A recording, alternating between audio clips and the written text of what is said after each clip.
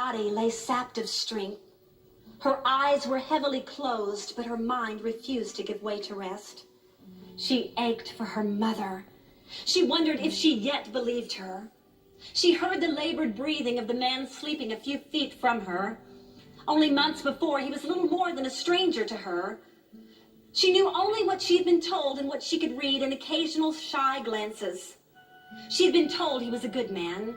In the last days, she knew he was far more than a good man. No man, no matter how kind, could have done what he had done. She wondered how long it had been since he had really rested.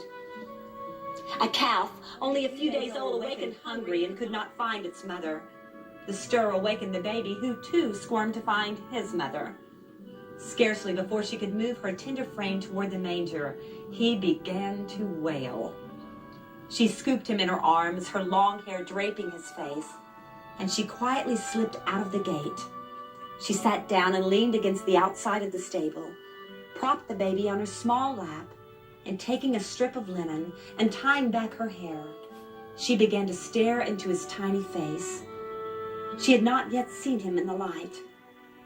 She had never seen the moon so bright. The night was nearly as light as the day. Only hours old, his chin quivered, not from the cold, but from the sudden exposure of birth.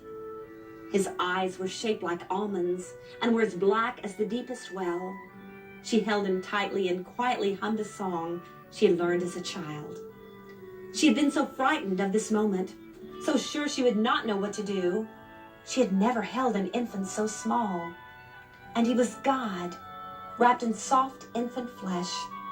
With bones so fragile, she felt like he could break.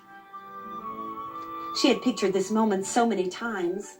What would the Son of the Spirit look like? She never expected him to look so normal, so common. Must have been the part he inherited from his mother. She was so sure she'd feel terribly awkward, so afraid she'd drop him, the Messiah, and God would be awfully sorry he had given him to her. Instead, every fear, every doubt, every inadequacy was momentarily caught up in the indescribable rapture of a mother's affection. She remembered asking Elizabeth things she dared not ask her doubting mother. Once when they were walking together at the end of the day, the wind blew her cousin's robes against her, and like a curious teenager, Mary tried her hardest to catch a good glimpse of Elizabeth's rounded middle. She herself had no physical evidence that God's promise was true, but she had enough faith to ask endless questions. What am I to do when he comes? Her cousin's reply would remain etched upon Mary's heart long after he had saved the world. He will tell you what he needs from you. Beyond what he needs, all he wants is for you to embrace him and talk to him. She looked back in his delicate face and watched him closely as he seemed to stare deeply into the moonlit sky. And she began to talk. Sweet baby boy, do you know who your daddy is? Do you know your name? Do you know why you're here? What do you see when you look out there? Can you see the stars? Do you remember their names? Do you think I'll do okay? Will you love me too? A tear dropped from her chin to his. He yawned and made such a funny expression she grinned, wiping her face on the yellowed rags she had draped around him. The fussing calf had obviously found its mother. Not a sound was coming from inside the stable. The earth stilled. The infant slept. She held the babe next to her face, and for just a moment, all the world silenced to the breath of God.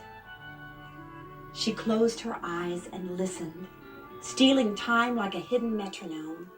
As high and as wide as she dared to think, she still could not begin to comprehend. She, a common child of the most humble means, who had never read the scriptures for herself, was embracing the incarnate Word. The fullness of the Godhead rested in her inexperienced arms, sleeping to the rhythm of her heart. This time she hummed a song she did not know. a song being sung by the choir of angels hovering over her head, but hidden from her carnal senses. The deafening alleluias of the heavenly hosts were silent to mortal ears, except through the sounds of a young woman's voice who had unknowingly given human notes to a holy score. The glory of God filled the earth. Heaven hammered a bridge. But one young woman sat completely unaware of all that swelled the atmosphere around her. The tiny baby boy had robbed her heart. So, this is what it feels like to be a mother, she mused. She crept back into the stable, wrapped him in swaddling clothes, and laid him in the manger. Just down the path, the sun peeked gently over the roof of an inn full of barren souls who had made him no room. Emmanuel, the